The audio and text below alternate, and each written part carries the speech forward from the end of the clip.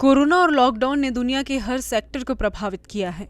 Lockdown की वजह से फिल्म इंडस्ट्री भी बहुत ज़्यादा प्रभावित हुआ है।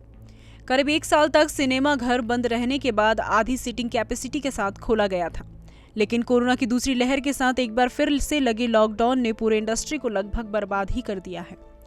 छत्तीसगढ़ में बीते 1 महीने से लॉकडाउन है, जिसके कारण कलाकारों की रोजी रोटी छिन गई है। इस बीच सिनेमा घरों से 1 रुपए की भी कमाई नहीं हो रही है, जबकि मेंटेनेंस के नाम पर हजारों लाखों रुपए खर्च हो रहे हैं। 1 महीने में पूरे प्रदेश में तकरीबन 50 करोड़ रुपए का व्यापार प्रभावित हुआ है। साधन को बढ़ा सकें तो इससे काफ़ी ज़्यादा नुकसान टॉकीज मालिकों को और इससे जुड़े हुए जो भी जितने भी कर्मचारी हो उनको भी हो रहा है। उनको खाने पीने के लिए भी बहुत सारी परेशानियों का सामना करना पड़ रहा है। छत्तीसगढ़ में सबसे बुरा हाल लोकमंच के कलाकारों का है।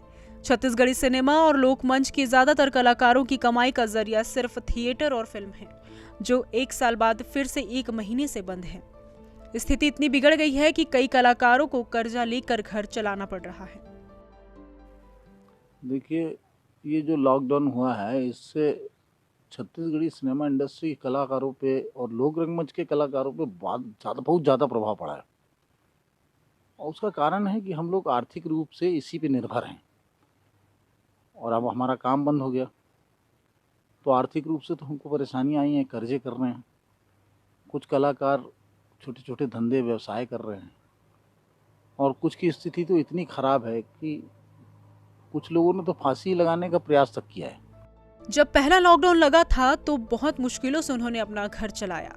उस समय लोगों के पास पहले के कुछ जमा पूंजी थी।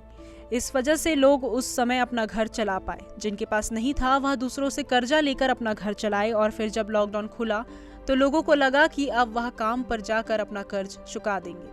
लेकिन जब दोबारा लॉकडाउन लगा तो वे अब ना तो किसी से पैसा उधार ले सकते हैं और ना कुछ जमा पूंजी उनके पास बची है।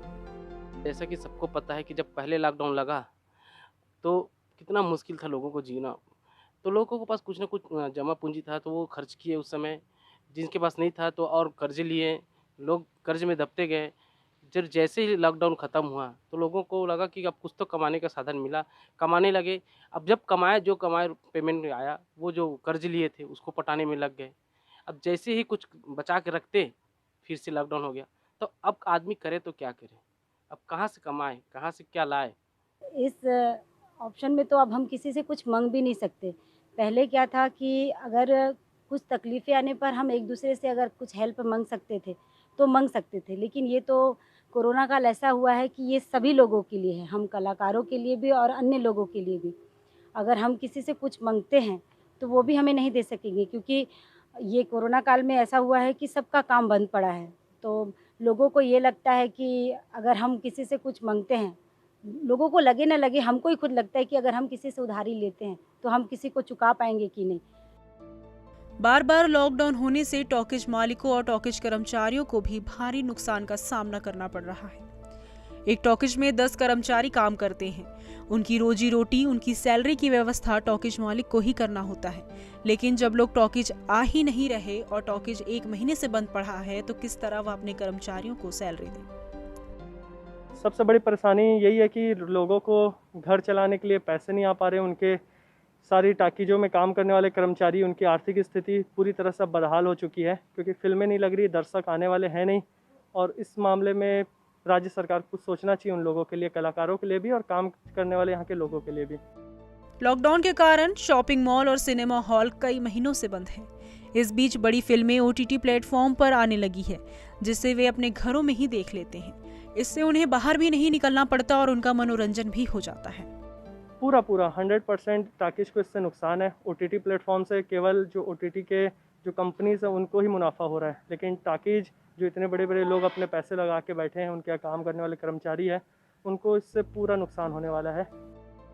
बदलते दौर में लगभग हर काम का ट्रेंड बदला है। फिल्में अब सिनेमा घरों की जगह OTT प्लेटफॉर्म पर आने लगी है। ऐसे में कम पूंजी वाले प्रोडक्शन हाउस और स्थानीय कलाकारों के सामने संकट गहराता जा रहा है। ऊपर से बार बार बढ़ते लॉकडाउन ने इन्हें सोचने पर मजबूर कर दिया है। अभिषेक कुमार सिंह, ETV भारत, रायपुर।